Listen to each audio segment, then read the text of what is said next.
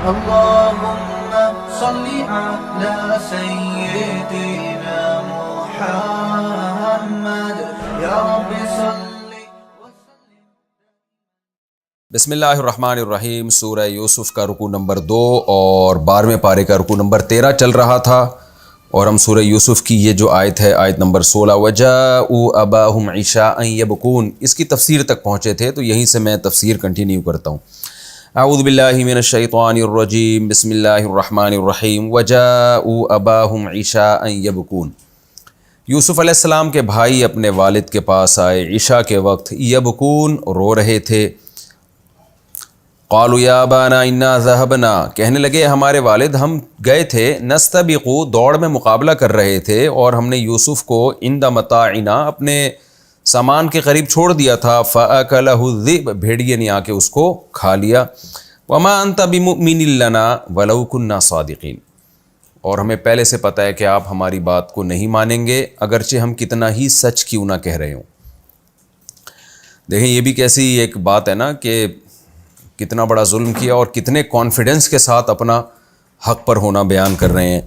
وَجَاءُوا عَلَىٰ قَمِيصِهِ بِدَمٍ كَذِبٍ، اور ایک اور چالاکی انہوں نے کی کہ ایک جھوٹا خون، کہیں سے بھی کسی جانور کا کوئی خون وون لے کے یوسف علیہ السلام کے کرتے پہ لگا دیا اور جھوٹا خون لے کر آئے. قَالَ بَلْ سَوَّلَتْ لَكُمْ أَنفُسُكُمْ أَمْرًا، یعقوب علیہ السلام نے فرمایا نا، تمہارے نفسوں نے تمہارے لیے کچھ معاملہ گھڑ لیا ہے، ایک کہانی بنا دی ہے تم نے. سوال پیدا ہوتا ہے یعقوب علیہ السلام نے کیسے یہ بات کہہ دی کہ تمہارے نفسوں نے تمہارے لیے کہانی گھڑ دی ہے، حالانکہ انہوں نے تو اپنی آنکھوں سے دیکھا نہیں تھا. اس کا جواب یہ ہے کہ بعض دفعہ کوئی چیز انسان دیکھتا نہیں ہے لیکن بہت مضبوط قرائن ہوتے ہیں، ان قرائن کی بنیاد پہ بھی فیصلہ کیا جاتا ہے. اس کی مثال ایسے جیسے آپ نے کسی انسان کو قتل ہوتے ہوئے خود اپنی آنکھوں سے نہیں دیکھا، لیکن آپ نے دیکھا کہ زید گھر میں گھسا ہے اور اس کے ساتھ بکر بھی تھا، اور پھر بکر جو ہے وہ بھاگتا ہوا نظر آیا اور اس کے کپڑے خون آلودہ ہیں اور گھر سے بھاگتا ہوا جا رہا ہے اور ہاتھ میں اس کے چھو رہا ہے. تو تمام فقہاء کا اتفاق ہے کہ آپ یہ گواہی دے سکتے ہیں کہ بکر نے زید کو قتل کیا ہے، اس لیے کہ چھورا بھی اس کے ہاتھ میں ہے اور خون بھی اس کے ہاتھ میں، اور اس کا بھاگنا، یہ سارے مضبوط قرائن ہیں اس بات کے کہ اس کے علاوہ اور کون قاتل ہو سکتا ہے، اور 2 بندے ہی گھر میں تھے، تیسرا کوئی تھا نہیں. تو گواہی جیسے مشاہدے پر دی جاتی ہے اپنی آنکھوں سے دیکھ کے اسی طرح بہت شدید اور مضبوط قرائن جب کسی چیز کے ہوتے ہیں تو بھی انسان کے لیے گواہی دینا جائز ہے، لیکن ہوائی باتیں نہ ہوں، توہم پرستی نہ ہو، وہمی نہ ہو، بدگمانیاں نہ ہو، بہت مضبوط قرائن ہو. تو یعقوب علیہ السلام بہت طویل عرصے سے دیکھ رہے تھے کہ یہ کیسے بھائیوں کے ساتھ، یوسف کے ساتھ یہ ان کا حسد کا معاملہ ہے، بہت عرصے سے نوٹ کر رہے تھے، اور ان کو یہ خطرہ بھی تھا کہ مجھے غم ہے کہ تم یوسف کو تفریح کے لیے لے کے جاؤ گے اور کہیں بھیڑیا اس کو کھا نہ لے. اور پھر انہوں نے قسمیں اٹھائیں تو یعقوب علیہ السلام تھوڑا سا خوف زدہ ہو گئے تھے، لیکن خیال یہ تھا کہ جب اتنی قسمیں اٹھا کے جا رہے ہیں تو ان کو اپنی عزت کا بھی خیال ہوگا. لیکن بہرحال جو ہونا تھا ہوا، اس لیے انہوں نے بڑے کانفیڈنس کے ساتھ کہا بل سولت لکم انفسکم امرا، تمہارے نفسوں نے تمہارے لیے کچھ گڑھ لیا ہے. فصبر جمیل، پس میرے اوپر صبر ہے جمیل. میں نے بتایا تھا نا صبر جمیل وہ خوبصورت صبر، عمدہ صبر، وہ صبر جس میں اللہ سے ذرہ برابر بھی شکایت نہ ہو، کوئی انتقام نہ ہو. تو یعقوب علیہ السلام نے یہ کیوں کہا؟ اس لیے کہ ان کے پاس اس کے علاوہ کوئی آپشن ہی نہیں تھا. کیا کر لیتے؟ بیٹے ہیں اپنے، اور پھر کوئی گواہ بھی نہیں ہے، کوئی ثبوت بھی نہیں ہے جو پیش کیا جا سکے، تو غم سہنے کے علاوہ ان کے پاس کوئی راستہ نہیں تھا. پھر کہنے لگے واللہ المستعان، اللہ ہی ہے جس سے مدد طلب کی جائے، علی ما تصفون، ان باتوں پر جو تم بیان کر رہے ہو، جو تم نے غم مجھے بس سنایا ہے، اس میں اللہ ہی سے مدد طلب کروں گا. علمی نکات میں انشاءاللہ میں اس کا تجزیہ کروں گا. وجاءت سیارۃ فارسلوا واردہم فادلی دلوا، مسافروں کی ایک جماعت آئی، ارسلوا واردہم، انہوں نے کسی کو بھیجا کنویں کے پاس، فادلی دلوا، اور اس قاصد نے جا کے ڈول لٹکایا کنویں میں. قال یا بشرا ھذا غلام، کہنے لگا ہائے خوشخبری، یہ تو کہ لڑکا ہے.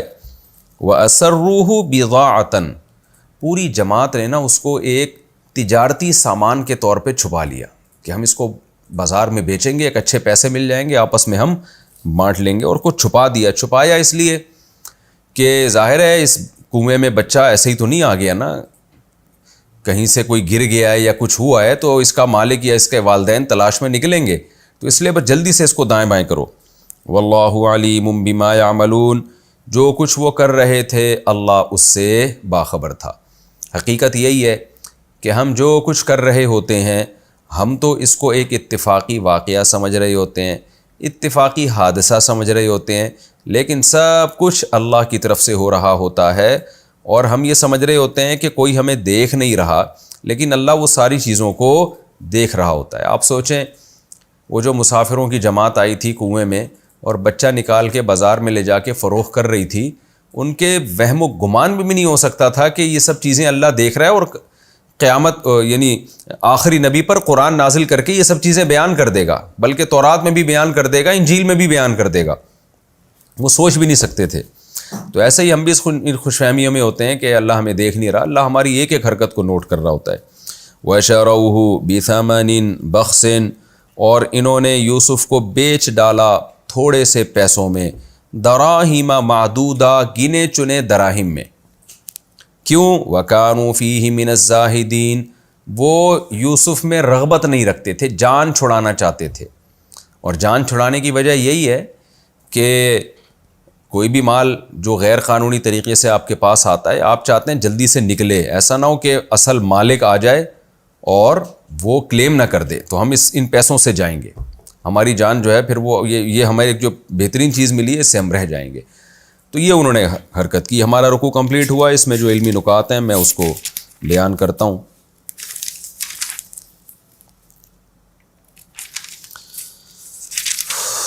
لقد کان فی یوسف و اخوتہ آیات للسائلین، اللہ نے یہاں سے سورہ یوسف کے دوسرے رکوع کا آغاز کیا۔ پہلی بات کہ اللہ نے بتا دیا یوسف اور اس کے بھائیوں میں بہت ساری نشانیاں ہیں، بہت ساری باتیں ہیں، بہت ساری عبرت کی باتیں ہیں، تو ہم ان عبرت کی باتوں کو انشاءاللہ سیکھنے کی کوشش کریں گے، کیونکہ اللہ نے تمہید کے طور پہ بیان کر دیا کہ اس کو واقعے کے طور پہ نہ لینا، بلکہ اس میں بہت سارے اسباق ہیں۔ تو یہ اسباق قرآن خود بیان کر رہا ہے کہ تم اس سے اسباق نکالو۔ ایک واقعے کو ایک کہانی سمجھ کے سن لینا یہ کوئی بات نہیں ہوتی، قرآن کوئی کہانیوں کی یا واقعات کی کتاب نہیں ہے۔ پہلا سبق کیا ملتا ہے؟ جب انہوں نے یوسف کے بارے میں کہا کہ یوسف اور اس کا بھائی ہمیں زیادہ محبوب ہے اپنے باپ سے، وَنَحْنُ عُصْبَةٌ، اور ہم ایک مضبوط جماعت ہیں۔ اس سے کیا سبق ملتا ہے ہمیں؟ کہ جو دیندار لوگ ہوتے ہیں نا، ان کی اولاد سے محبت کی بیس یہ نہیں ہوتی کہ یہ بچہ ہمارے کتنے کام کا ہے، بلکہ اولاد سے محبت کی بیس یہ ہوتی ہے کہ بچے میں کیا کوالٹی ہے۔ مثال کے طور پر آپ کی اولادوں میں ایک بچہ دیندار ہے، اطاعت گزار ہے، لیکن وہ بیچارہ معاشی لحاظ سے یا جسمانی لحاظ سے کمزور ہے، ماں باپ کی ایسی خدمت کر نہیں سکتا۔ دوسرا بچہ نالائق ہے لیکن پیسے بہت کما رہا ہے، وہ اس کی قسمت کے معاشی سطح پہ وہ اسٹیبل ہو گیا۔ ہم نے اپنی سوسائٹی میں دیکھا ہے کہ لوگ اس بچے سے زیادہ محبت کرتے ہیں جو پیسہ کما کے دے رہا ہے، اور جس کا قسمت ساتھ ہی نہیں دے رہی، چاہے وہ کتنا ہی نیک ہو، اس سے محبت نہیں کرتے۔ تو یہ غلط بات ہے۔ یعقوب علیہ السلام کو جو باقی بیٹے تھے دوسری زوجہ سے تھے، وہ لمبے تڑنگے خوبصورت اور باپ کے لیے بہت بڑی وہ ایک سپورٹر بن سکتے تھے باپ کے لیے، لیکن اس کے باوجود یعقوب علیہ السلام کو محبت کس سے زیادہ؟ یوسف سے۔ وجہ اس کی ظاہر ہے کہ وہ دیکھ رہے تھے کہ اس بچے میں ایسی کوالٹیز ہیں جو دوسرے بچوں میں نہیں ہیں۔ تو یہ بھی انسان کے ایک نمبر ہونے کی اور اچھی صفت کی علامت ہے کہ وہ اپنی اولادوں میں محبت کی جو بیس ہے اس بیس کو، وہ بیس اچھی بیس ہونی چاہیے، وہ صرف مفاد پرستی کی بیس نہیں ہونی چاہیے۔ دوسری بات ہمیں اس سے یہ بھی سبق ملتا ہے کہ حدیث میں آتا ہے اولاد میں برابری کرو، جیسے انسان کی زیادہ ازواج ہوں تو ان میں برابری کا حکم ہے، تو اولاد میں بھی برابری کا حکم ہے۔ لیکن جیسے ازواج کے بارے میں شریعت کا حکم یہ ہے کہ کسی سے محبت انسان کو زیادہ ہو سکتی ہے، یہ غیر اختیاری چیز ہے۔ جیسے نبی صلی اللہ علیہ وسلم اپنی 9 بیویوں میں عدل کرتے، لیکن آپ کو جو محبت حضرت عائشہ سے تھی وہ دوسری ازواج سے نہیں تھی، اور آپ اس بارے میں فرماتے کہ اللہ یہ یعنی اس میں مجھے ملامت نہ کرے. روایت اگرچہ کمزور ہے سند کے لحاظ سے، لیکن اتنی بات تو ثابت ہے کہ نبی صلی اللہ علیہ وسلم کو حضرت عائشہ سے محبت، ان کے اندر جو صفات تھیں، جو ان کی ذہانت تھی اور جو علمی ایک صلاحیت تھی اور ایک فقہی بصیرت تھی، اور حضرت ابو بکر کی بیٹی ہونے کی وجہ سے بھی آپ صلی اللہ علیہ وسلم ان سے جو محبت کرتے، وہ دوسری ازواج کو وہ محبت ان کے حصے میں نہیں آئی. تو اسی طرح اولاد میں بھی برابری ضروری ہے، لیکن دل انسان کے اختیار میں نہیں ہوتا. اگر کسی اولاد سے آپ کو محبت زیادہ ہے، دوسرے سے محبت کم ہے، تو یہ نیچرل ہے، اس میں انشاءاللہ قیامت کے دن آپ کو ملامت نہیں ہوگی. لیکن اس بیس پہ امتیازی سلوک شروع کر دینا یہ غلط ہے.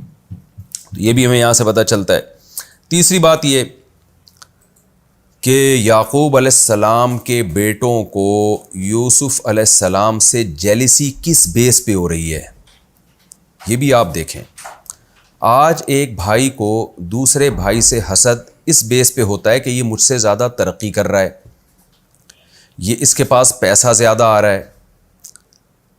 تو ان بیسس پہ تو ہوتی ہے محبت، یعنی حسد. اس بیس پہ نہیں ہوتی کہ ابا کو یہ زیادہ اچھا لگتا ہے، ابا کو اس سے محبت زیادہ ہے. وجہ اس کی یہ کہ جب آپ کو کسی سے محبت بہت زیادہ ہوتی ہے نا، تو آپ کا محبوب کی توجہ جب کسی دوسری طرف ہوتی ہے تو آپ کے دل میں جیلسی کے جذبات پیدا ہوتے ہیں. تو یہ خود اس کی علامت ہے کہ یعقوب علیہ السلام کے جو بیٹے تھے وہ اپنے باپ سے اتنی محبت کرتے تھے، اتنی زیادہ محبت کرتے تھے کہ ان کو یہ برداشت نہیں ہو رہا تھا کہ ہمارے ابا ہم سے زیادہ محبت کسی اور سے کریں. تو یہ خود یعقوب علیہ السلام کے بیٹوں کے ایک لحاظ سے بڑے خاندانی ہونے کی دلیل ہے کہ باپ کی محبت چاہتے ہیں کہ ہماری طرف آئے. آج ہماری سوسائٹی میں کون سا ایسا نوجوان ہے جو چاہتا ہے ابا مجھ سے بہت زیادہ محبت کریں، بلکہ ابا سے محبت ابا کی محبت اپنی طرف لانا نہیں چاہتے، بلکہ وہ تو ابا کا پیسہ چاہیے، ان کو ابا سے خدمت چاہیے، ابا کا دل چاہیے. یہ بہت کم لوگ ہیں. اس کی مثال ایسے ہے جیسے ایک مرد اگر دوسری شادی کرتا ہے تو بیوی کے دل میں سوکن سے ایک نفرت کے جذبات پیدا ہوتے ہیں. تو یہ نفرت بذات خود اچھی چیز نہیں ہے، لیکن یہاں اس نفرت کی بیس کیا ہے؟ بیس یہ کہ وہ چاہتی ہے کہ میرا شوہر صرف میرا رہے، کسی اور طرف نہ جائے. اس کی بیس اچھی ہے. یہی وجہ ہے کہ حضرت عائشہ رضی اللہ تعالی عنہا جب پیغمبر صلی اللہ علیہ وسلم نئی شادی کرتے تھے تو امی عائشہ رضی اللہ تعالی عنہا کو خوشی نہیں ہوتی تھی اس پہ، بلکہ امی عائشہ کے سامنے آپ صلی اللہ علیہ وسلم کسی زوجہ کی تعریف بھی کرتے نا تو امی عائشہ کو بڑا غضب آتا تھا. مشہور حدیث ہے نا، صحیح حدیث ہے، حضرت خدیجہ رضی اللہ تعالی عنہا کی حضرت نبی صلی اللہ علیہ وسلم نے حضرت امی عائشہ کے سامنے تعریف کی تو امی عائشہ کو غضب آیا اور انہوں نے کہا یا رسول اللہ، اللہ نے آپ کو جوان عورتیں نکاح میں دے دیں، آپ کیوں اس بڑھیا کو یاد کرتے ہیں جس کے جبڑے سرخ ہو چکے تھے؟ تو غضب آیا نا حضرت عائشہ کو. تو بذات خود تو یہ غضب یا یہ نفرت اچھی چیز نہیں ہے، لیکن اس کی بیس کیا ہے؟ اپنے شوہر کی محبت کو اپنی طرف کھینچنا. تو یہ علامت ہے. جب انسان کو کسی سے جذباتی محبت ہوتی ہے تو وہ چاہتا ہے کہ اس کا دل میری طرف ہی رہے. تو عورت کے لیے اپنے شوہر سے جذباتی محبت ہونا اچھی بات ہے، تو بیٹوں کے لیے اپنے باپ کے لیے یہ محبت کے جذبات، یہ بذات خود بہت اچھی چیز ہے. ہاں یہ ضرور ہے کہ آپ اس محبت میں حدود کو کراس نہ کریں، خدا کی نافرمانی نہ کریں. جیسے حضرت سودا رضی اللہ تعالی عنہ کے بارے میں ایک دفعہ حضرت عائشہ نے قد کے بارے میں ان کے کہہ دیا کہ چھوٹے قد کی ہیں، ٹھگنی ہیں، اس طرح کے الفاظ استعمال کیے، توہین کی. تو نبی صلی اللہ علیہ وسلم غضبناک ہو گئے، آپ نے ان کو تنبیہ فرمائی. تو وجہ کیا تھی کہ بھئی یہ لمٹ جو ہے نا، کسی کی غیبت کرنا اس میں جائز نہیں ہے. تو آپ حضرت عائشہ رضی اللہ تعالی عنہ کو بھی احساس ہوا اپنی غلطی کا. تو یہاں بھی ایسا ہی ہے کہ یعقوب علیہ السلام کے جو بیٹے بہرحال پیغمبر کے بیٹے تھے، تو ان کے دل میں اپنے باپ سے محبت کے کیسے جذبات تھے کہ ہم اپنے باپ کا دل اپنی طرف دیکھنا چاہتے ہیں، ہم نہیں چاہتے کہ ہم سے ہٹ کے کسی اور طرف زیادہ چلا جائے وہ. تو یہ بھی ایک جرم تو کیا انہوں نے، اب بھائی کو کنویں میں ڈال دیا، اور بہت بڑا جرم. اس جرم کو تو ظاہر ہے قرآن بھی جرم کہہ رہا ہے اور بعد میں انہوں نے بھی توبہ استغفار کی. لیکن اس جرم کی بیس کیا ہے؟ بیس پیسہ نہیں ہے، دولت نہیں ہے، شہرت نہیں ہے، بلکہ اس کی بیس یہ ہے کہ باپ کی محبت کو اپنی طرف لانا. آج چونکہ گھروں سے دین بالکل نکل گیا ہے اور لبرلزم سوسائٹی میں آ رہا ہے، تو آج کی اولادوں کو اس کی کوئی پرواہ نہیں ہوتی کہ ابا ہماری طرف ہیں یا اس کی طرف ہے. ابا بے شک اس کی طرف ہوں، پیسہ ہمیں دے دیا کریں تو بس پھر خوش ہو جائیں گے اس پہ. ان ابانا لفی ضلال مبین. بیٹوں نے کیا کہا کہ ہم مضبوط جماعت ہے اور ابا یوسف سے محبت زیادہ کرتے ہیں، تو ہمارے ابا کھلی غلطی میں پڑے ہوئے ہیں۔ یعقوب علیہ السلام کے بیٹے پیغمبر تھے، پیغمبر کے بیٹے تھے اور مومن تھے، تو مومن کا کسی پیغمبر پر اعتراض کرنا یہ کفر ہے۔ اگر آپ کسی پیغمبر کے بارے میں کہہ دیں یہ انہوں نے غلط کیا، یہ صحیح نہیں کیا، تو یہ تو ظاہر ہے پیغمبر پر اعتراض تو اللہ پہ اعتراض ہو گیا نا، کیونکہ پیغمبر اپنی مرضی سے کچھ بھی نہیں کرتے۔ تو یہاں بھی ایک علمی نقطے کی بات ہے کہ بیٹے اپنے والد کے بارے میں کہہ رہے ہیں کہ ہمارے ابا غلطی پر ہیں، لیکن اس کے باوجود بیٹوں کی اس جو اسٹیٹمنٹ ہے، یہ تبصرہ ہے، اس کی وجہ سے بیٹوں پہ کفر کا فتویٰ آج تک کسی مفسر نے نہیں لگایا، اور وجہ اس کی ظاہر ہے کہ ظاہر ہے پیغمبر پر اعتراض وہ تو کفر ہے، لیکن یہاں انبیاء اپنے والد پر اعتراض پر کفر کا فتویٰ کیوں نہیں لگا؟ اس کی وجہ یہ ہے کہ یہ جو غلطی ہے نا، یعقوب علیہ السلام کے بارے میں کہہ رہے تھے کہ اس کی طرف توجہ زیادہ، ہماری طرف توجہ کم، تو یہ اس کو اجتہادی غلطی سمجھ رہے تھے۔ اجتہادی، پیغمبروں سے اجتہادی غلطی ہو سکتی ہے، یہ اہل سنت والجماعت کا عقیدہ ہے۔ بعض دفعہ اللہ کی طرف سے وحی آنے میں تاخیر ہوتی ہے، پیغمبر خود فیصلہ کرتے ہیں اپنی عقل سے، اپنی فراست سے، اس میں ان سے غلطی کا امکان ہوتا ہے، کیونکہ وہ بھی انسانوں کی طرح ایک انسان ہے، بشر ہیں، اور بشر سے خطا کا امکان ممکن ہے۔ گناہ نہیں ہو سکتا پیغمبر سے، اجتہادی غلطی ہو سکتی ہے، لیکن پیغمبر کی اجتہادی غلطی میں اور ایک عام آدمی کی اجتہادی غلطی میں فرق کیا ہے کہ پیغمبر اگر اجتہادی غلطی کرتے ہیں تو اس پر اللہ ان کو قائم نہیں رہنے دیتا، بلکہ اس کی تبدیلی کروا لیتا ہے، اللہ کریکشن کروا دیتا ہے، ان کی اصلاح کر دیتا ہے، تاکہ لوگ اس غلطی میں ان کو فالو نہ کریں اور وہ درست ہو جائیں، درست کر دیتا ہے اللہ تعالیٰ، ان کو صحیح رہنمائی کر دیتا ہے۔ تو یہ بھی ہمیں ایک علمی نقطے کی بات پتہ چلی کہ اہل سنت والجماعت کے جو عقیدہ ہے اس کی بھی اس سے تائید ہوتی ہے کہ پیغمبر سے اجتہادی غلطی کا امکان ہے، لیکن اللہ کی طرف سے اس کی اصلاح ہو جاتی ہے۔ چوتھی بات یہ بھی پتہ چلی کہ آج کل جو بات بات پہ ہمارے ہاں فتوے لگا دیے جاتے ہیں، ذرا سی کسی نے کوئی بات کی اس کا سیاق و سباق نہیں دیکھتے اور فوراً اس پہ فتویٰ لگا دیتے ہیں، یہ طریقہ بھی غلط ہے۔ جب بھی کوئی شخص بات کرے گا اس سے اس کی بات کا مفہوم پوچھا جائے گا کہ آپ کی کیا مراد تھی۔ جیسے یعقوب علیہ السلام کے بیٹوں نے کہہ دیا ہمارے ابا کھلی غلطی میں پڑے ہوئے ہیں، تو اب وہاں یعقوب علیہ السلام یا کسی بھی بھائی نے فوراً فتویٰ نہیں لگایا کہ جس نے یہ بولا ہے کہ ابا کھلی غلطی میں وہ دائرہ اسلام سے خارج اور اس کا نکاح بھی ٹوٹ گیا، ایسی کوئی بات نہیں کی ہے۔ وجہ اس کی یہ تھی کہ بھائی وہ سمجھتے تھے کہ یہ کیا کہنا چاہتا ہے۔ تو آج ہمارے ہاں جو فتووں میں جلد بازی ہوتی ہے، بلکہ اس سے زیادہ بنی اسرائیل میں جو ہے نا، بنی اسرائیل کے واقعات میں تو ہمیں اس سے بھی زیادہ وضاحت ملتی ہے کہ کفر کا فتویٰ لگانے میں بہت احتیاط کی گئی ہے۔ بنی اسرائیل نے موسیٰ علیہ السلام پر کیسے کیسے اعتراضات کیے تھے، کیسے تنگ کیا ان کو۔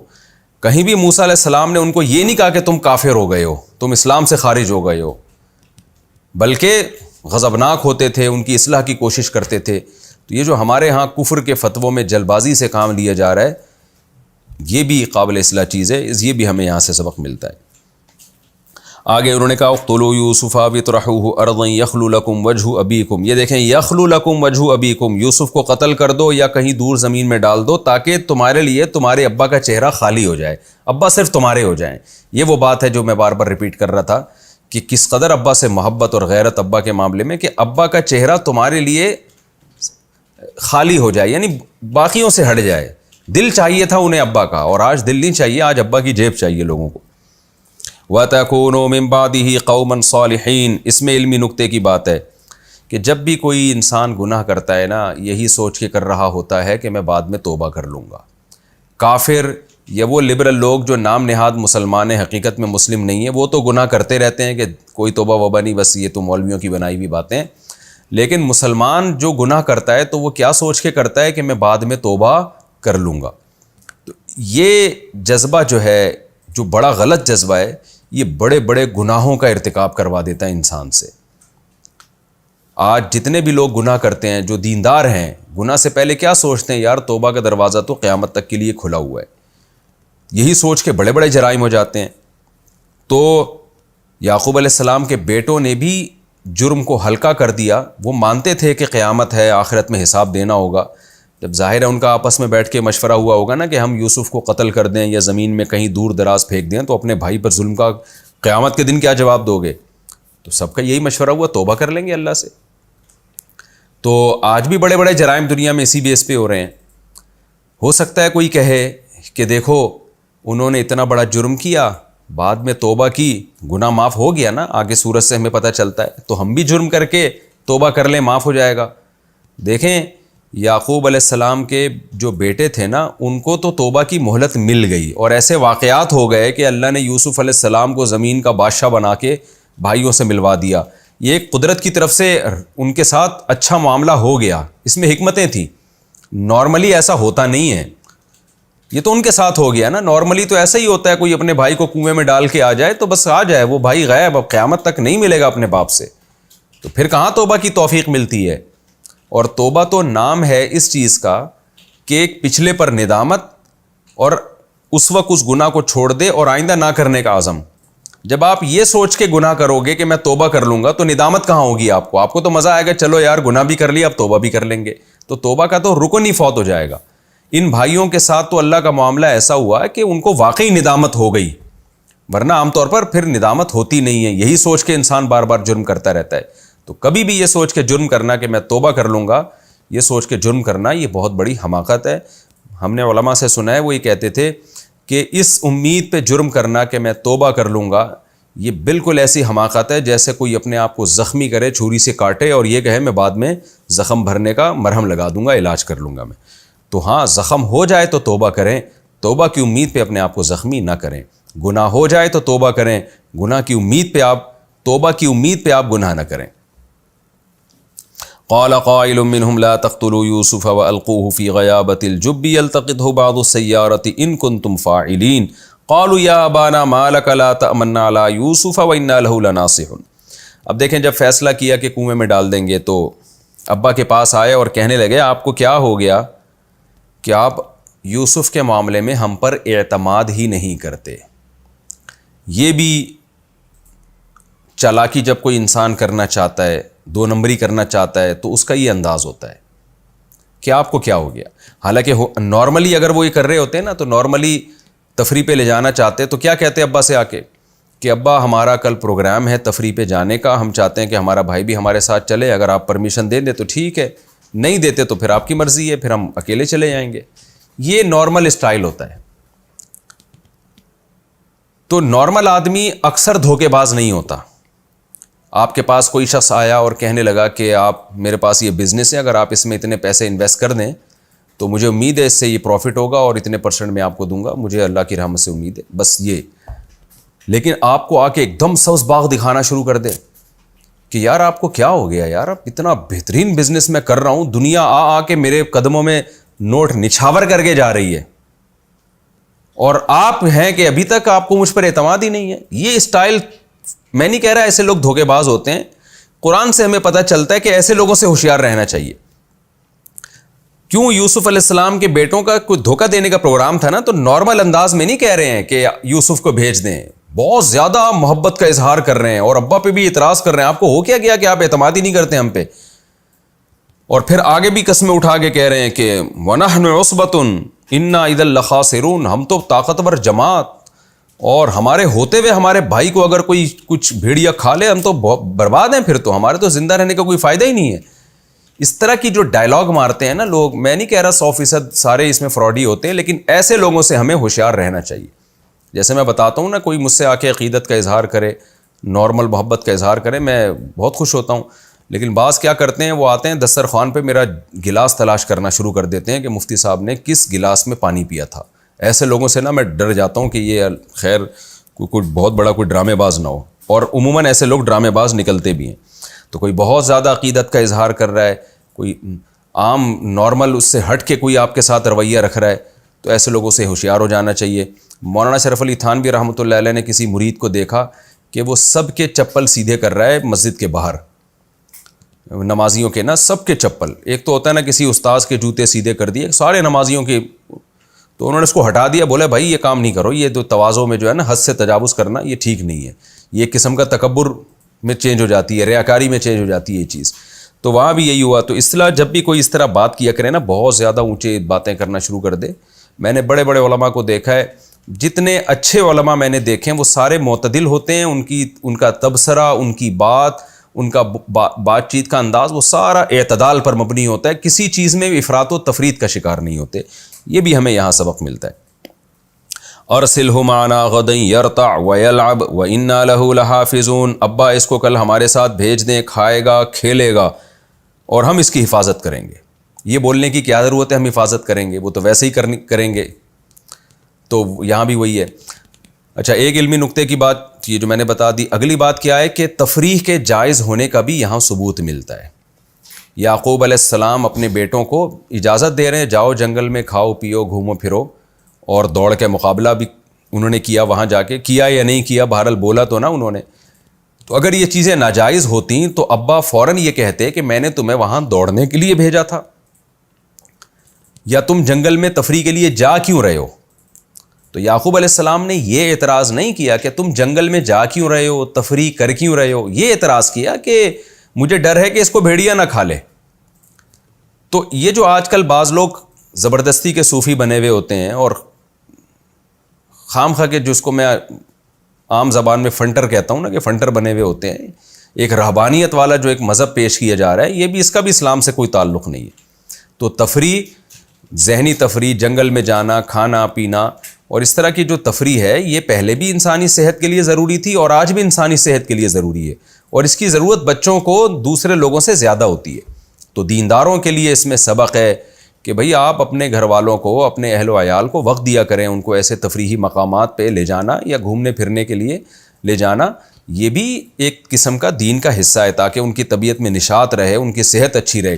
ہاں، ساری صلاحیتیں اسی میں لگا دینا یہ ٹھیک نہیں ہے، لیکن اس سے بالکل نظر انداز ہو جانا اور ذہنی تفریح ہی نہ کرنا، اس سے انسان پاگل ہو جاتا ہے. اور پہلے زمانے میں اس کی ضرورت کم تھی، آج اس کی ضرورت کئی گنا بڑھ گئی ہے. پہلے زمانے میں تو کھلے کھلے گھر ہوا کرتے تھے، بڑے بڑے شہر ہوا کرتے تھے، اور شہر بھی گاؤں جیسے ہوتے تھے وہ، اور صاف ستھری ہوا ہوتی تھی. اب تو آبادی بڑھ گئی ہے اور ایک ہی شہر کے اندر ہی لوگ گھسے ہوئے ہوتے ہیں، ان کو تفریح کی ضرورت زیادہ ہے. اور آج دماغ بھی کمزور ہیں، ڈپریشن میں فوراً چلے جاتے ہیں لوگ، برداشت ختم ہو گئی ہے. تو آج ذہنی تفریح کی ضرورت پہلے کی نسبت بہت زیادہ ہے، لیکن دینداروں میں اس کا ریشو ہمیں ذرا کم نظر آتا ہے. دنیا داروں میں تو، لبرل لوگوں میں تو بہت نظر آتا ہے، وہ بات بات میں جا رہے ہوتے ہیں، گھوم رہے پھر رہے ہوتے ہیں. دینداروں میں یہ کم نظر آتا ہے. تو اس لیے دینداروں کو اس کی طرف توجہ دینی چاہیے کہ اپنے بچوں کو، اپنے گھر والوں کو تفریحی مقامات پہ لے جانا، گھمانا پھرانا. خاص طور پہ جو پردے دار عورتیں ہیں جو گھروں میں بند رہتی ہیں، وہ پھر ڈپریشن میں جانے لگتی ہیں، کیونکہ مرد ان کو بالکل ہی گھر میں سختی کر کے ایسا بند کر دیتے ہیں کہ دنیا سے بالکل کاٹ کے رکھ دیتے ہیں. تو اگر آپ کی گھر والی پردے دار ہے، وہ ہاؤس وائف ہے، تو پھر آپ کی ذمہ داری زیادہ ہے کہ آپ اس کو گھما پھرا کے لائیں. اس کی ضرورت بڑوں کو بھی ہے، چھوٹوں کو بھی ہے. یعقوب علیہ السلام کے بیٹے تو سارے لمبے تڑنگے جوان تھے، تو وہ بچے تھوڑی تھے، پھر بھی وہ تفریح کے لیے میدان میں گئے ہیں. تو یہ بھی ہمیں اس سے ایک سبق ملتا ہے. یوسف علیہ السلام کو جب انہوں نے کنویں میں ڈالا تو قرآن کیا کہتا ہے؟ اوحینا الیہ لتنبئنہم بامرہم ھذا، کہ ہم نے یوسف علیہ السلام کو الہام کر دیا کہ آپ ان کو اس بات کی خبر دو گے. یہ بھی ایک اللہ کی عادت ہے کہ جو لوگ نیک ہوتے ہیں، پرہیزگار ہوتے ہیں، ان پر جب کوئی بڑی آزمائش آتی ہے نا، جو برداشت سے بالکل باہر ہونے لگے، تو اللہ کی طرف سے تسلیاں بھی آنے لگتی ہیں.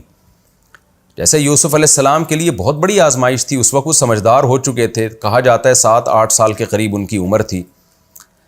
ظاہر خواب اپنے ابا کو سنا رہے ہیں، تو اتنی سمجھداری والی عمر تو ہوگی نا کہ ابا کو بتا رہے ہیں کہ مجھے یہ خواب آیا. 7 سال سے کم عمر کے بچے میں تو یہ سمجھداری نہیں ہوتی. تو قرآن کہہ رہا ہے کہ ہم نے ان کے دل میں ایک تسلی ڈال دی. تو یہ بھی ایک اہم بات ہے کہ جب اللہ کی طرف سے کوئی بڑی آزمائش آتی ہے تو ساتھ ساتھ تسلیاں بھی آتی رہتی ہیں. اس لیے یوسف علیہ السلام بہت زیادہ ٹینشن میں نہیں گئے، ڈپریشن میں نہیں گئے، ورنہ اتنی عمر کا بچہ اگر کنویں میں، کوئی اندھے کنویں میں ڈال کے چلا جائے، وہ تو خوف سے ہی ہارٹ اٹیک ہو جائے، وہ تو خوف سے ہی مر جائے اس میں. تو یہاں بھی یہ بھی ایک ہمیں علمی نقطے کی بات معلوم ہوتی ہے.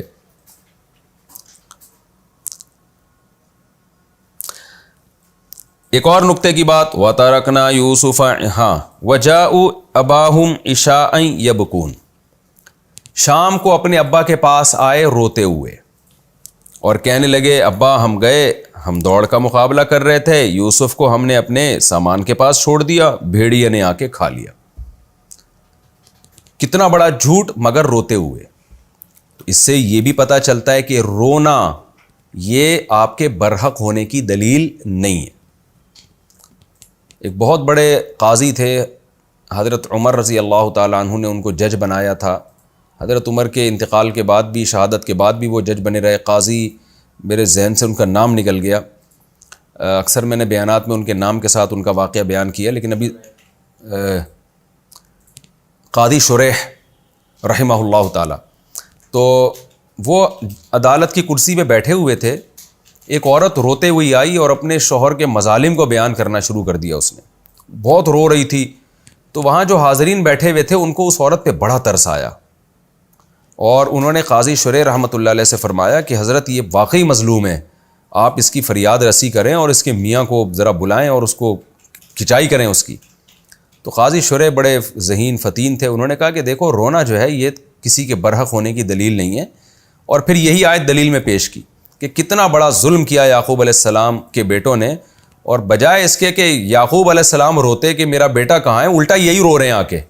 تو رونا کوئی دلیل محبت، دلیل آپ کے برحق ہونے کی دلیل نہیں ہے.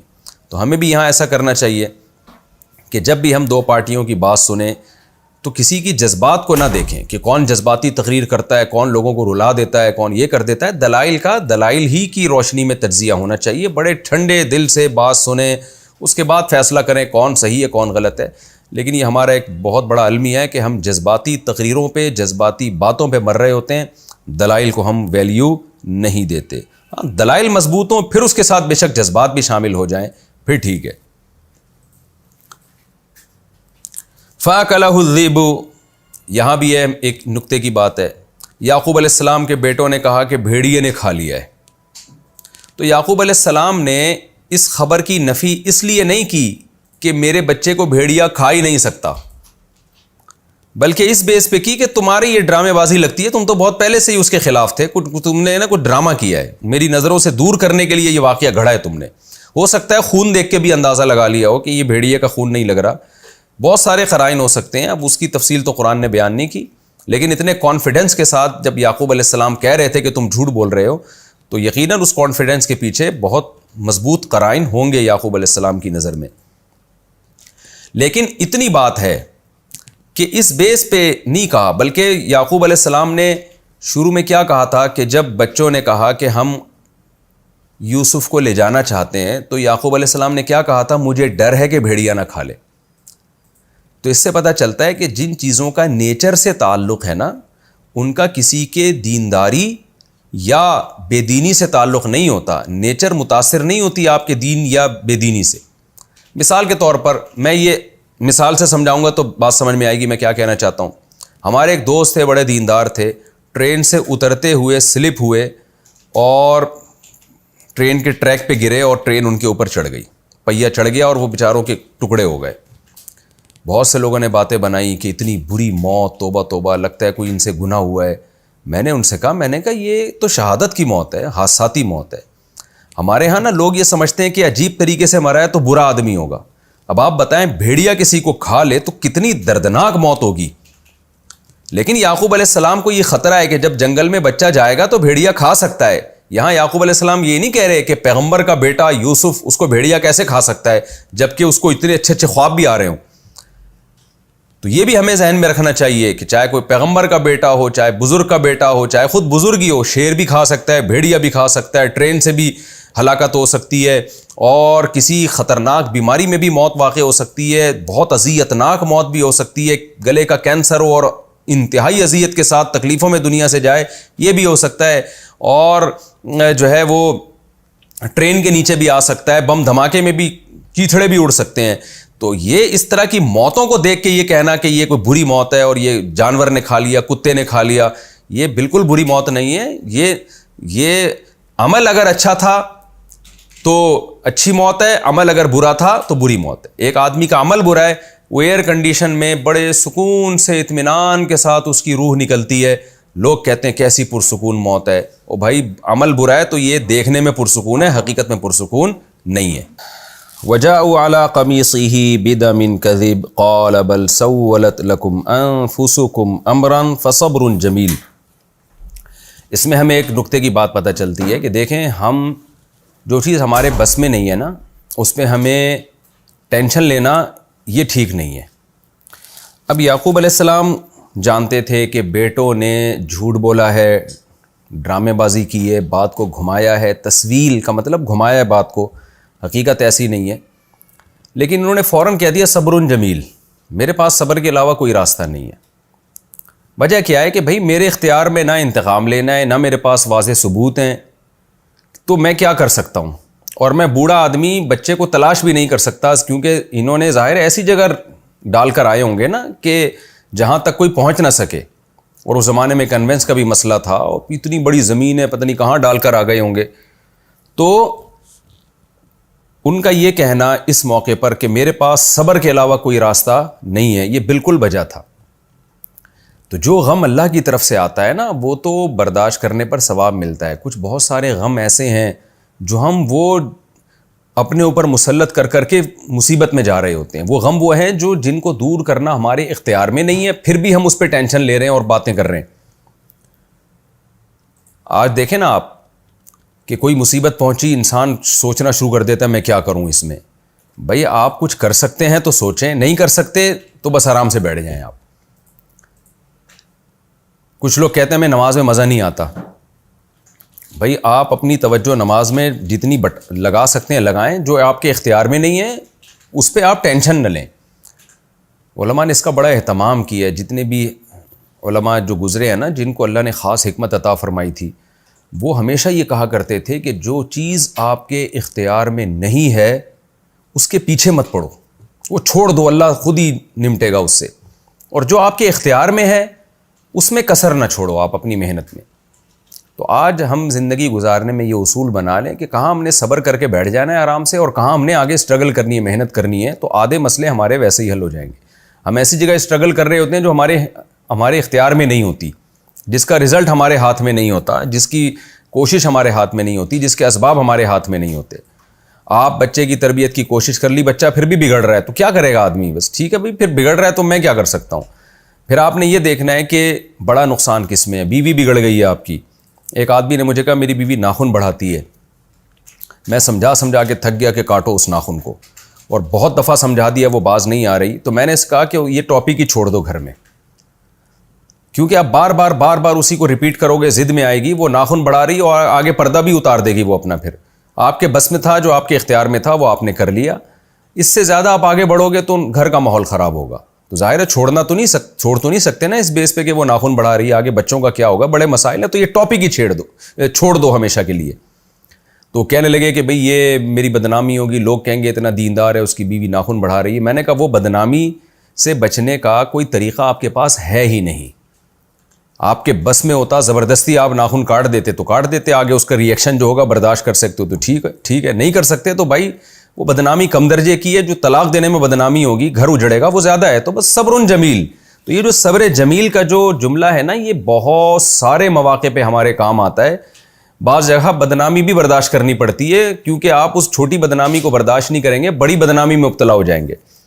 تو ایسے موقع پہ کیا صبر کریں گے بھائی؟ اگر اس کے ناخن بڑے ہوئے ہیں یا اس طرح کی کچھ اس میں عملی کوتاہی ہے, تو آپ ایک اصول دنیا کو بتا دیں کہ کسی کے ریلیٹو میں کوئی خرابی دیکھ کر اس شخص سے بدگمان ہونا یہ جائز نہیں ہے. میرے پاس جب کوئی آتا ہے نا کہ فلاں کی بیوی پردہ نہیں کرتی اور وہ اتنا بڑا نیک بنا پھرتا ہے, میں کہتا ہوں نوح علیہ السلام کا بیٹا کافر تھا. کوئی تانا دے سکتا ہے کہ نوح علیہ السلام خود تو دائی بنے پھر رہے ہیں, معاذ اللہ, نقل کفر نباشت, اور بیٹا جناب کافر ہے. تو بھائی کوئی کسی پر آج کل کسی کا یقینی زور نہیں ہے. تو عورت کو بھی ہم یہی کہتے ہیں کہ شوہر میں کوئی خرابی ہے, بھئی آپ ٹھیک کر سکتی ہو تو ٹھیک ہے, نہیں کر سکتی تو چپ کر کے بیٹھ جاؤ آرام سے. معاشرے کی اصلاح ہم اتنا کریں گے جتنا ہمارے اختیار میں ہے, اس سے زیادہ ہم اصلاح نہیں کر سکتے. ہمارے پاس صبر کے علاوہ کوئی راستہ نہیں ہے. اب یعقوب علیہ السلام یہی کر لیتے کہ ان کو ٹارچر کرتے رہتے اور ڈانٹتے رہتے اور کہتے بس یہ کرو وہ کرو اور دفع ہو جاؤ, تو کیا ہوتا؟ باقی بیٹوں سے بھی محروم ہو جانا تھا انہوں نے, تو نتیجہ کچھ بھی ہاتھ میں نہیں آنا تھا. تو وہ سمجھ گئے بھائی فصبر جمیل, میرے پاس صبر کے علاوہ کوئی آپشن نہیں ہے. اب کیا صبر کا طریقہ کیا ہے؟ واللہ المستعان علی ما تصفون, اللہ سے میں ضرور مدد مانگوں گا, تو دعاؤں کا میں اہتمام ہمیشہ رکھوں گا.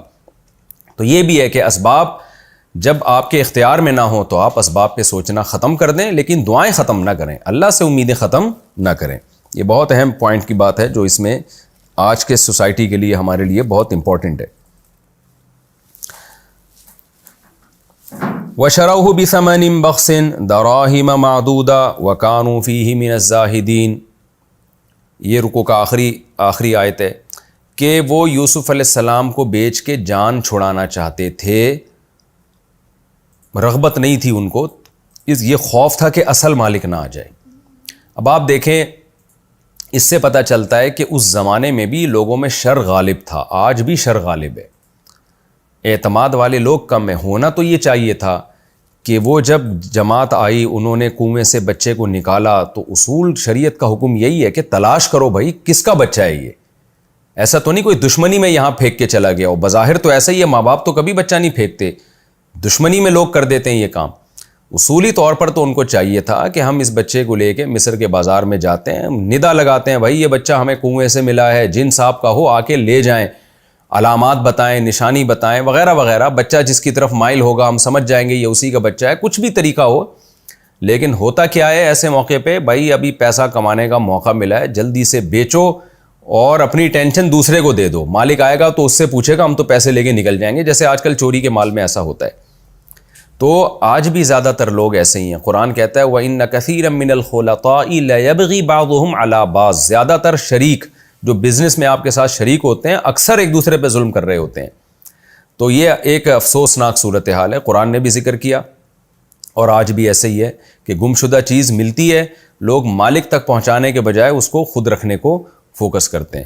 میرے پاس ایک دفعہ فون آیا کہ ہمیں باقاعدہ خزانہ ملا ہے اور کروڑوں روپے کی مالیت کا خزانہ ہے، کئی سال پرانی بات ہے.